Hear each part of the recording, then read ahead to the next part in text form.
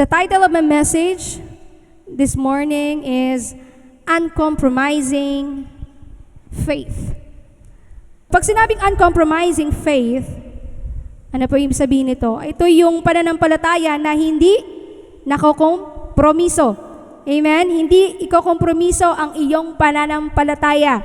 At marami pong beses sa buhay natin laging nakokompromise yung faith natin, no? Lalo na kapag tayo ay nagtatrabaho sa opisina, sa school, alright? Hindi maiiwasan ang mga temptation, hindi maiiwasan yung mga bagay na minsan yayayain ka, no? Kilalang Christian ka. Naku, nakalimutan na Christian ka, napasama ka na sa mga ginagawa nila. So, uncompromising faith, okay? And I'm gonna give you, I'm gonna share my stories. Kung paano rin ako dumaan sa ganitong pagkukompromiso sa aking pananampalataya. And I still remember when I was working in the office o sa isang corporate, ako po ay bago makakilala sa Panginoon. I mean, kilala ko na si Lord, pero nung nag-backslide ako kay Lord, ako po ay, alam nyo naman na chain smoker, no? Talagang grabe ako manigarilyo noon. Kaya naman, napakahirap po sa akin nung nakilala ko si Lord, napakahirap sa akin tanggalin yung bisyo na yon. Alright? And then kapag po ako ay nasa opisina, yung mga katrabaho ko, pag niyayaya ako, talagang nako-compromise yung aking faith, yung aking pananampalataya bilang Kristiyano at nayayaya nila ako. No? So hindi pa ganun katiba yung aking pananampalataya kay Lord. So pag sinabing, uy, sama ka naman, Yossi break. Ako naman, Christian ako magyoyosi pa ba ako? Di ba? So magyoyosi pa ba ako? Pero minsan, sige na nga, sama na rin ako. Okay? Yun, nakakompromiso. Okay, nakakompromiso. And there's also one story in my life. Meron po akong identity crisis nung ako ay kabataan. Dahil lumaki po akong walang tatay. Alam niyo naman yun. So, pag meron kang identity crisis, feeling ko, alam niyo naman ibig sabihin ng identity crisis, na in love sa kapwa babae. Okay? So, alam po ng kaaway kung sino ka dati. Nung wala ka pa kay Jesus, alam ni Satan kung anong klaseng buhay meron ka. So, ako po ay nag-work sa isang office at meron akong katrabaho na meron siyang karelasyong babae. Okay? So ako naman syempre, Christian tayo, di ba? Christian tayo. Mag-share ako ng gospel dito sa babae. Alam mo, dapat hindi ka nakikipagrelasyon sa kapwa babae kasi kasalanan kay Lord yan. Pinapakita ko pa yung verse, ganyan. So, Sasha naman, nakikinig lang siya sa akin kasi naging close kami. Hanggang sa lagi kaming kumakain sa labas, ganyan. Aba, habang nag-share ako palagi sa kanya ng Word of God, parang tumitibok ang puso ko sa kanya. Ba't ganon? Ba't tumitibok ang puso ko sa kanya? Nagagandahan ako sa kanya. Okay? Parang may mali sabi kong ganon. Pero ano pa rin ako, share pa rin ako ng gospel. Pero every time nag-share ako sa kanya, parang na-excite ang heart ko sa kanya. So parang nagiging mali na yung motibo ng puso ko. And I check my heart. Sabi ko, Lord, what's wrong? Anong nangyayari? And every time papasok ko sa office, gusto ko siyang makita lagi. Na-excite ako. Asawa ko na po si Pastor. Okay? So, ibig sabihin, alam ni Satanas kung sino ka noon. Kasi nga, nung ako po ay bata pa, dahil nga, like what I've said, meron akong identity crisis, lumaki akong walang tatay Kaya, feeling ko lalaki ako. Feeling ko lalaki yung puso ko at babae yung para sa akin. Kasi meron akong mga karelasyong babae, may karelasyon din akong mga lalaki. Okay?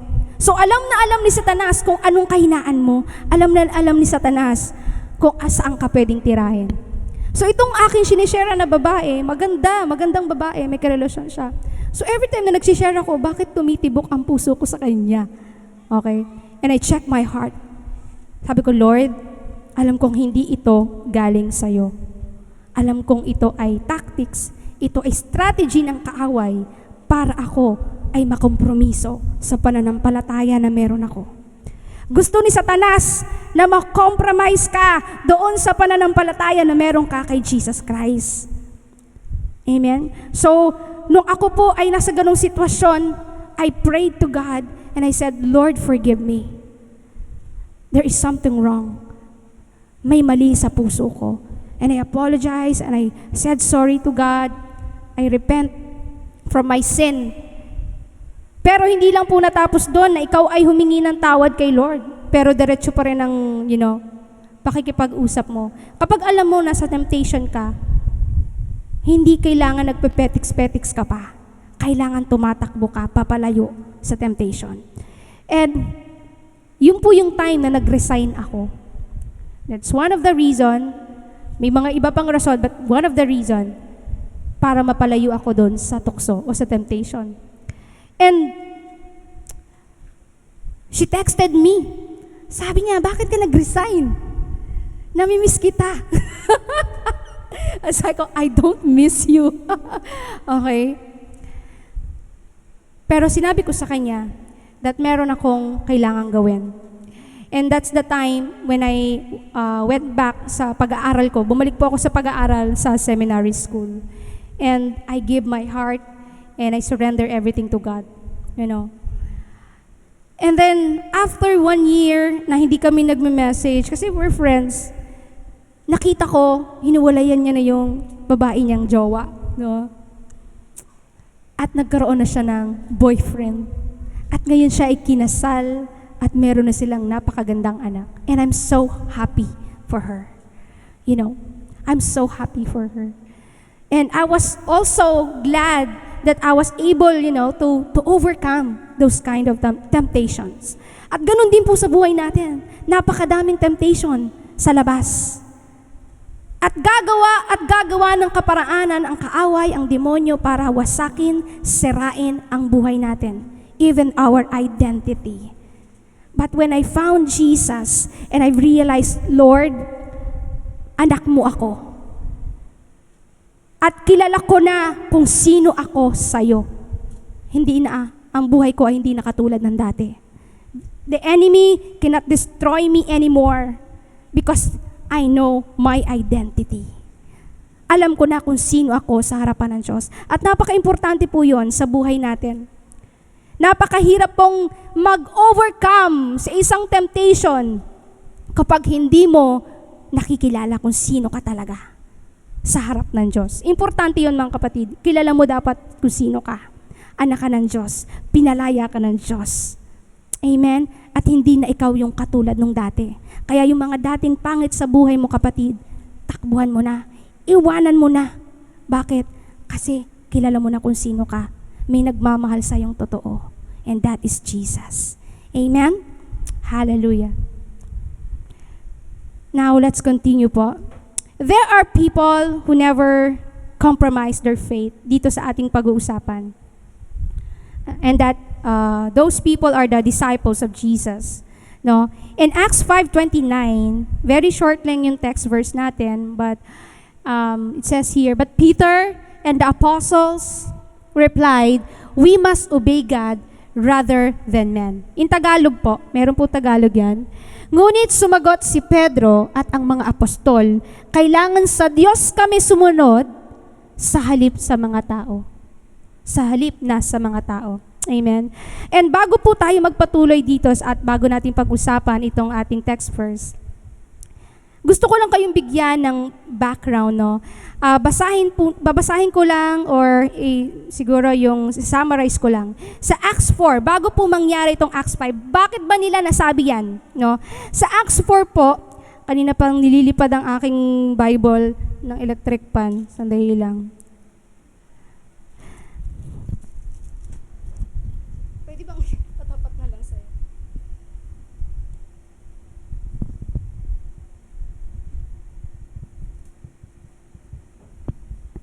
Alright. So sa Acts 5, yan pong ating binasa, yung text verse po natin. Hindi, sa'yo na lang, itapat nyo na lang ganun. Hindi na kaya? Okay, sige, okay lang. Ihawakan ko na lang to. Okay lang, buksan mo, baka minute. Alright.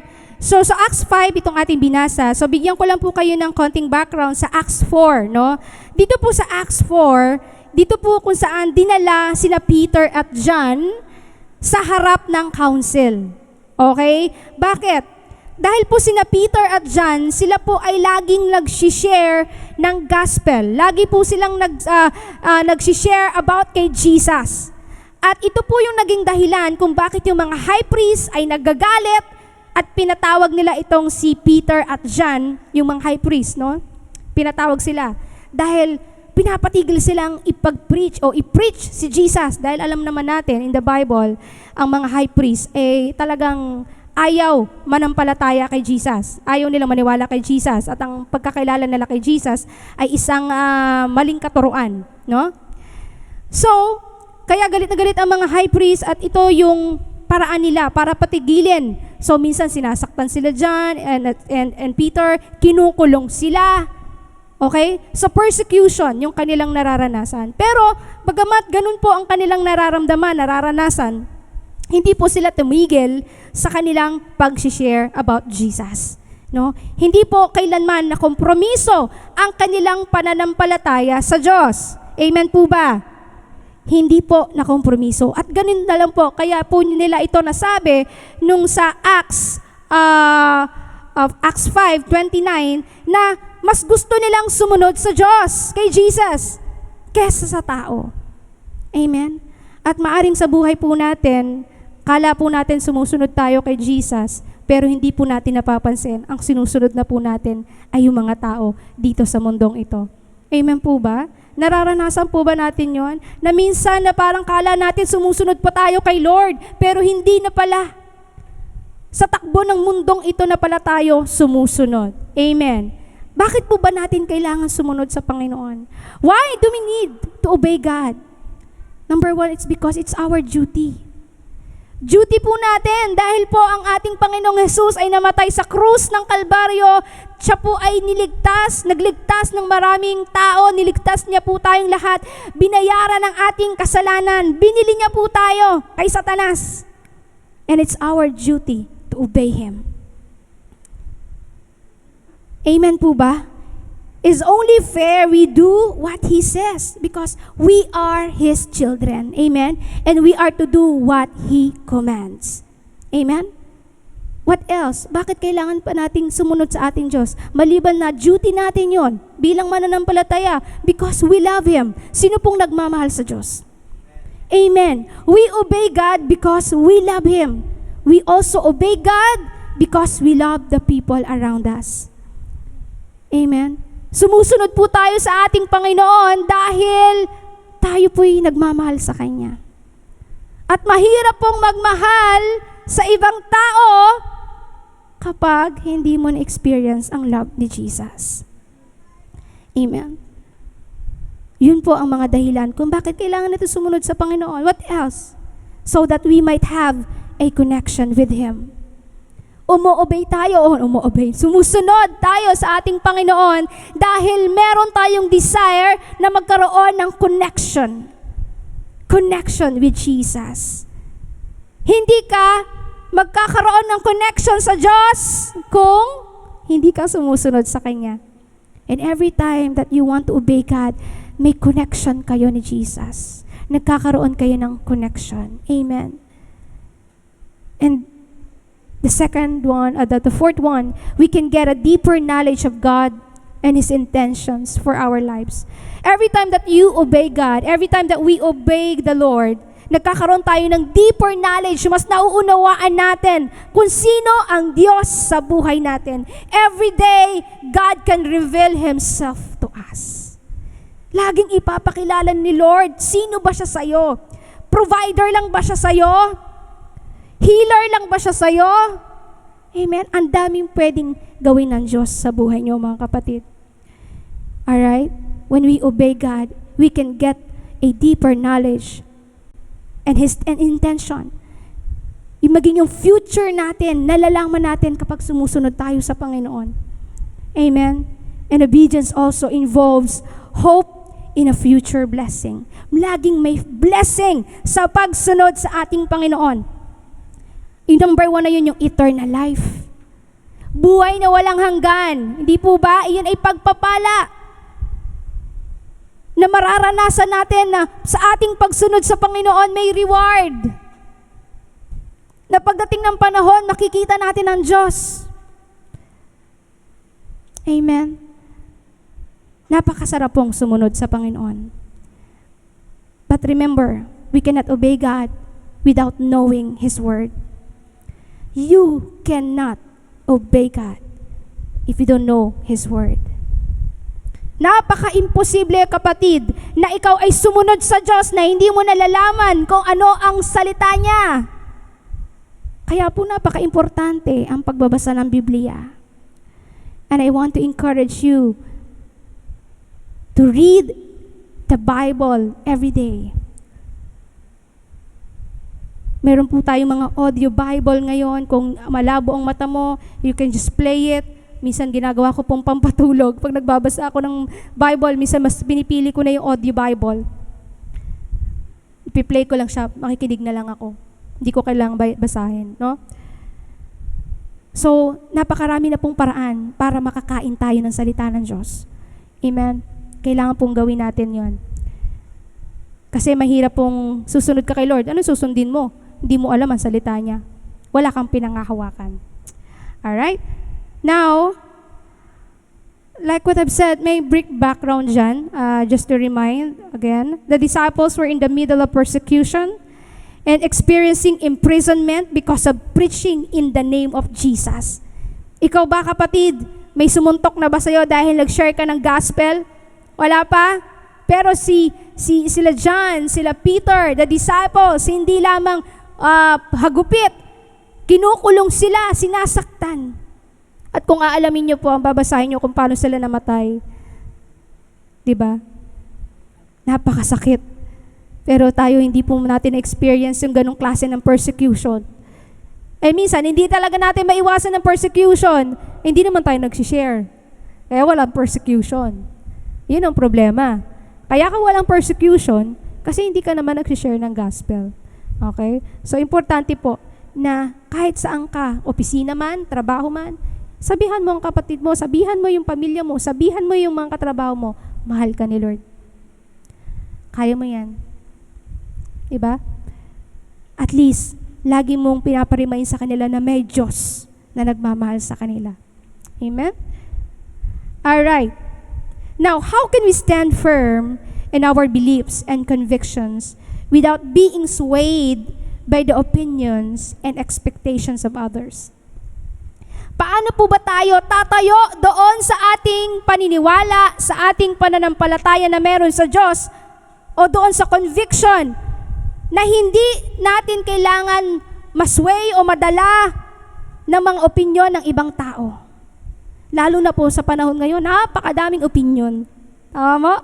Social media, sa politika, napakadaming kwento, ang daming masasabihin, napakadami. At minsan, kapag yun ang lagi nating pinakikinggan, nagkakaroon ka rin na rin ng sarili mong prinsipyo o sariling paniniwala. Hindi po maiiwasan yun. Now, but ito po yung ating pinag-uusapan, tungkol sa pananampalataya natin sa Panginoon. Yung pananampalataya mo kay Jesus, ano yung pwede mong gawin para hindi ka mawala, hindi ka makompromiso doon sa pananampalataya mo kay Jesus. Hindi mo malimutan na Kristiyano ka pala. Amen. Number 1, you have to understand your beliefs and the reasons behind them. Understand your beliefs and the reasons behind them. Kailangan naiintindihan mo, nauunawaan mo yung pananampalataya mo na meron ka. At bakit? Kailangan malinaw yan sa'yo, kapatid. Kaya dapat kung matagal ka ng Christian, alam mo na, baka naman sa panahon ngayon, kala mo 3 pa rin ang Diyos. We only have one God. We have 3 persons, no? 3 persona at isang Diyos. Kailangan malinaw ang doktrina mo. Alam mo yung pinaniniwalaan mo, alam mo yung pananampalataya mo. Baka naman dati yung mga sinasabi pa ng mga ninuno mo, ng matatanda, ay pinaniniwalaan mo pa, mga pamahiin. Dapat wala na. Salita ng Diyos. Kung ano lang yung sinasabi ng Diyos, dapat nandun ka lang. Amen? So dapat alam mo kung ano yung paniniwala mo, pananampalataya mo. Amen? At bakit ka naniniwala sa Diyos? Hindi ba, baka naman dahil lang naniniwala ka sa Diyos o naniniwala ka na tatlo ang Diyos o iisa ang Diyos, dahil may nagsabi sa'yo. Mali yun. Nakikilala mo ang Diyos, naiintindihan mo ang Diyos, ang paniniwala mo dahil nagbabasa ka ng Biblia. Importante po yun. Para hindi po tayo masabihan lang ng ganitong relihiyon. O alam mo, ay oo nga no, naniwala ka na agad. Pero kapag alam mo ang salita ng Diyos, dito tayo. Ito ang manual ng buhay natin eh. No? Kaya parang may nagsabi, ay, teka lang, babalik ako sa Biblia ko. Titingnan ko kung tama yung sinasabi mo. Amen? Sa Bible-based po tayo. So dapat importante po yon bilang mananampalataya. No? Alam mo ang pinaniniwalaan mo. Alam mo ang pananampalataya. Kaya po meron tayong mga, kapag meron tayong mga pag-aaral, no? Para mas maunawaan natin ang salita ng Diyos. You know, amen? And the first step, like what I've said, the first step is to avoid compromising your faith, is to have a clear understanding of what you believe and why you believe.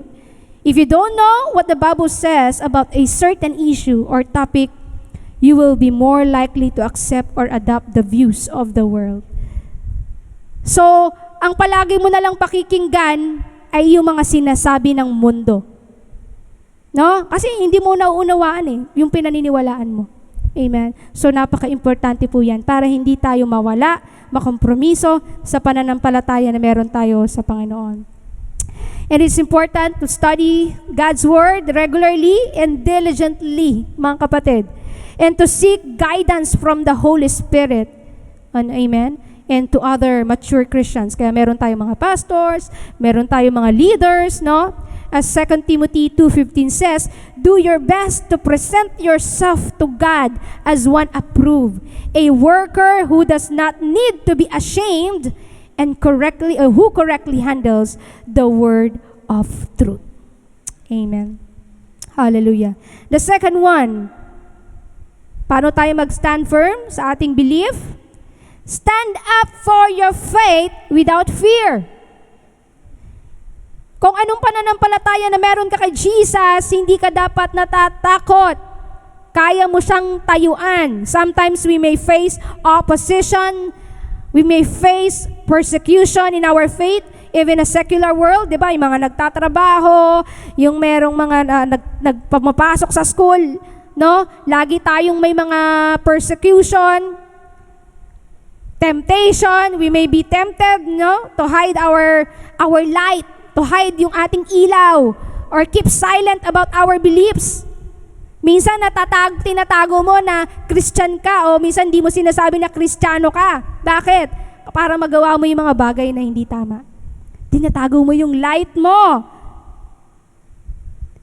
Pero ano pong sabi sa Matthew 5:13-16? You are the salt of the earth. But if the salt loses its saltiness, how can it be made salty again? It is no longer good for anything except to be thrown out and trampled underfoot. You are the light of the world. A town built on a hill cannot be hidden. Neither do people light a lamp and put it under a bowl. Instead, they put it on its stand, and it gives light to everyone in the house. In the same way, let your light shine before others, that they may see your good deeds and glorify your Father in heaven. Mga kapatid, when we accepted Jesus, when we have Jesus in our lives, ikaw ay salt and light of this earth. Ikaw ay asin at ilaw ng mundong ito, kaya hindi ka dapat tinatago ang iyong identity kay Jesus. Hindi mo, religion mo. Medyo nahihiya ka pa na Christian ka, ayaw mo pang sabihin. No? Born again ako Christian. Ba't lakas mo uminom? Yari na. Nahulog na tayo, di ba? Na-compromise na yung faith natin. Kaya alam mo, kapag na kay Jesus ka, iingatan mo yung buhay mo. Kasi there are people na nakatingin sa'yo. Ganyan pala yung mga born again. Pwede palang malakas magmura sa born again. Diba? Iingatan mo ang buhay mo. Kasi pag binago ka na ni Lord, huwag mo nang balikan yung dati mong buhay.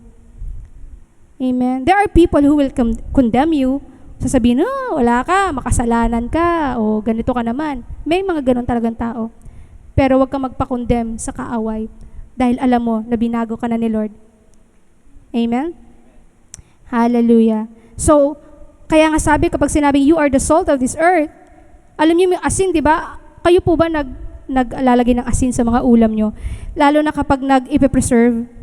Ganun po kasi ako kapag bumili ako ng mga meat, maliban sa ginagamit kong asin, yung tawag doon, yung sea salt, tama ba yung makakapal o rock salt? Sea salt, sorry. Iisip ko yung dagat Alright. So, yung rock salt, siya yung pinanguhugas ko.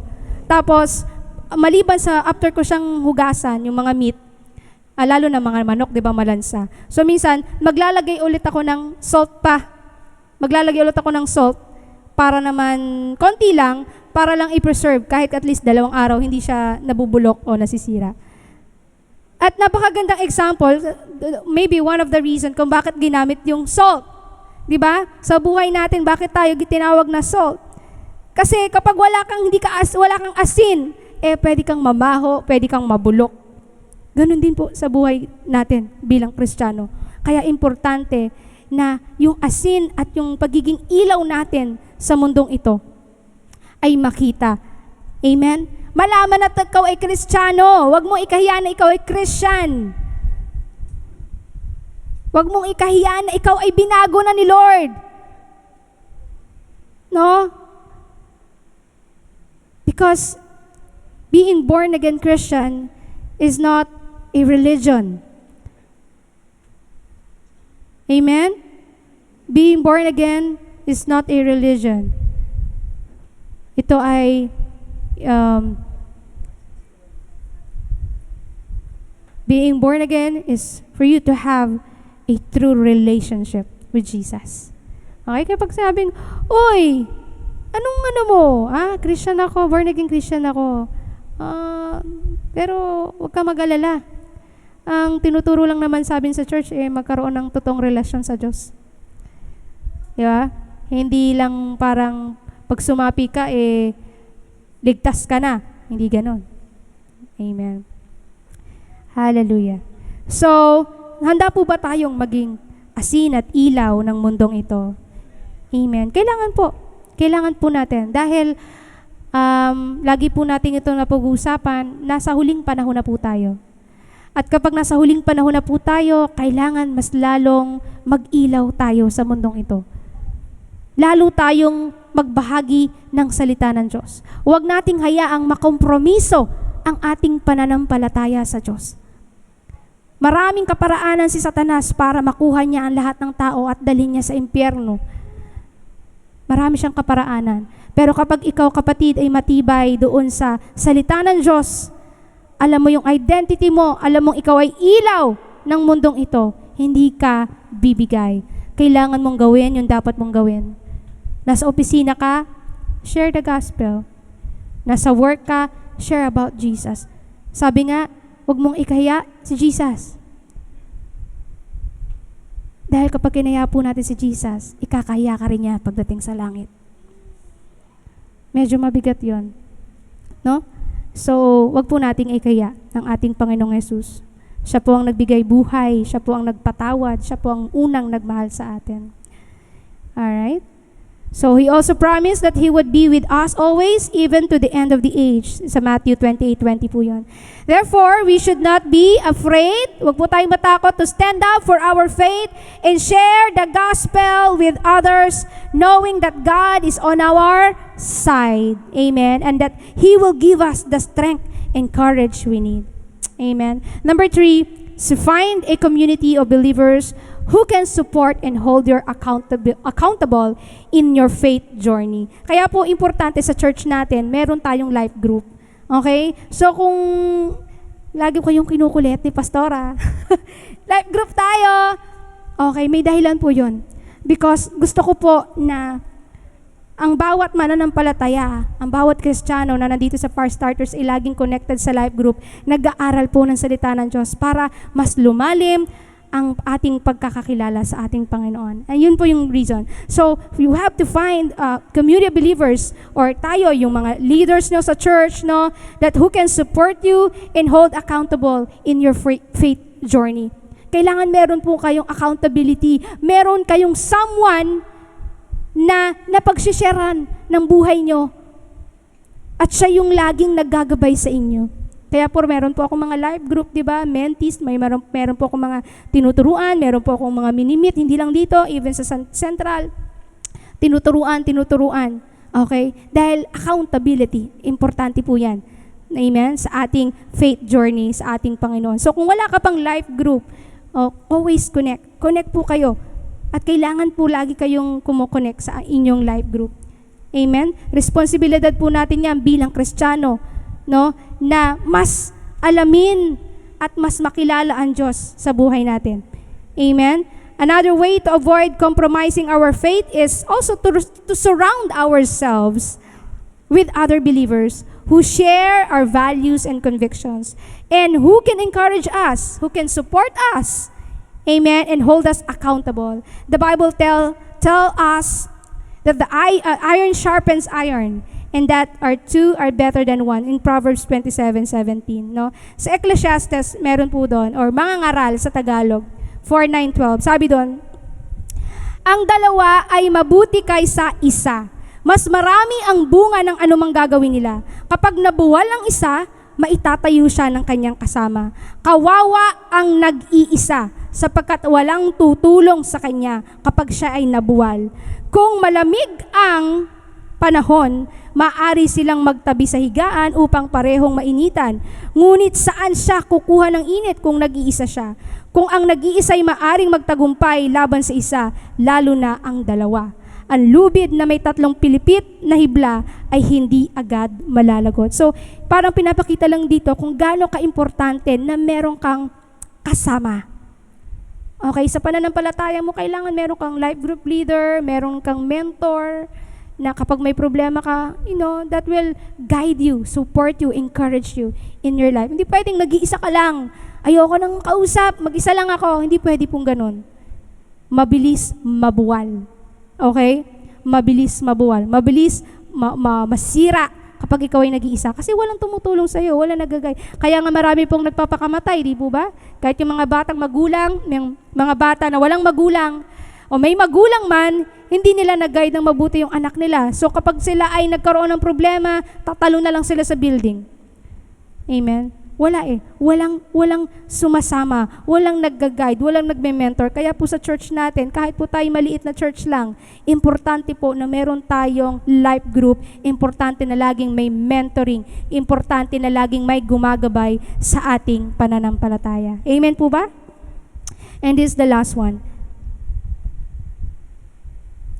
Don't stop praying. Amen? Finally, we need to pray without ceasing. 1 Thessalonians 5:17. Prayer po is our lifeline to God. Our source of strength.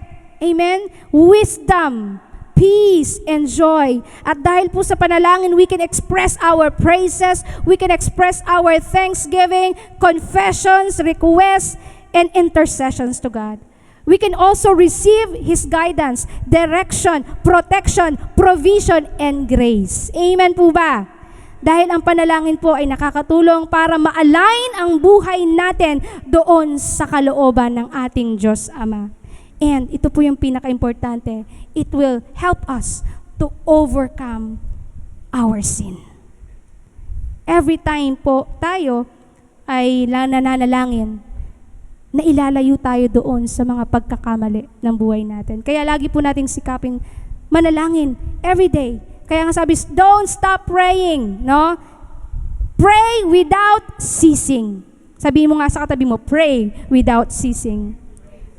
Amen. Matthew 26:41, watch and pray that you enter not into temptation. The spirit indeed is willing, no? Espiritu natin gusto. Pero yung flesh, yung katawan natin ay weak, mahina. Amen. Hallelujah. Ito po yung conclusion natin. In conclusion, it is difficult to avoid compromise in a secular world, but it is feasible with God's assistance. We must be aware of our beliefs and the reasons behind them. Take care not to compromise our Christianity or our beliefs. Be fearless in defending our faith.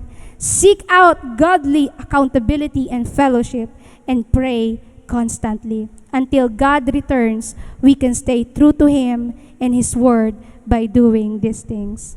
Amen? Hallelujah. So sa ating buhay po, lagi po nating tatandaan na sa lahat ng mga imposibleng bagay, pagkasama natin ng Diyos, walang imposible. Amen? Magagawa po natin ang mga bagay na ito. Kasama po natin ang Diyos at magkaroon lang po tayo ng desire na Lord, tulungan mo ako na hindi makompromise yung faith ko, na kahit saan ka dalhin ni Lord, alam mong tapat ka sa Kanya. Yung kapag may gagawin kang isang bagay, alam mo, lagi diba meron tayong naririnig, gagawin nila yung isang bagay kasi masaya sila at feeling nila wala silang inaapakan na tao, ibang tao. Diba? Naririnig niyo po ba yon? Wala naman akong ibang wala naman akong ibang tinatapakan na tao. Tama ba yung sinasabi ko? Madalas po natin naririnig yon. Pero ang nalilimutan po natin, meron tayong tinatapakan na Diyos. Kasi ang prinsipyo po ng tao at prinsipyo ng Diyos ay magkaiba. Minsan sa prinsipyo ng tao, tama. Pero pag binasa natin ang Biblia, mali. Kaya ganun ang thinking ng mga tao. Basta, hindi, masaya ako, gagawin ko. Masaya ako eh. Pero pag binilikan mo ang Biblia, may nasasaktan palang isa doon. May Diyos palang nasasaktan at umiiyak para sa'yo. Na anak, hindi yan ang gusto ko para sa'yo. Huwag mong i-compromise yung pananampalataya mo. Nakilala mo na ako, binago kita, binigyan kita ng buhay, pinagpala ko ang buhay mo, pinagaling kita. Tingnan mo ako. Huwag mong i-compromise ang faith. Wala ka na sa dati mo.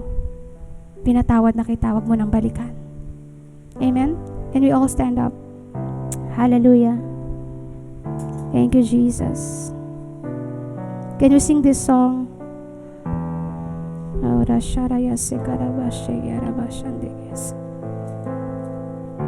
Hallelujah.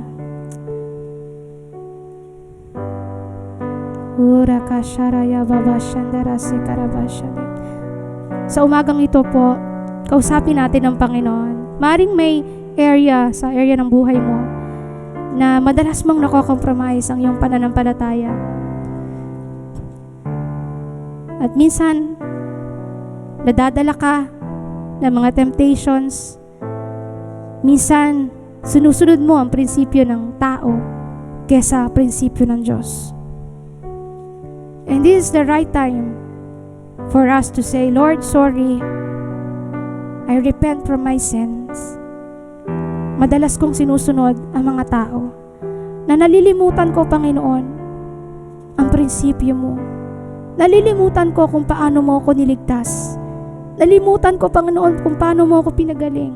Nalimutan ko, Panginoon, kung paano mo ako minamahal. At minsan nalilimutan kita, Panginoon, tawagin. Lord, patawarin mo kami sa umagang ito. Linisin mo ang puso namin, Panginoon.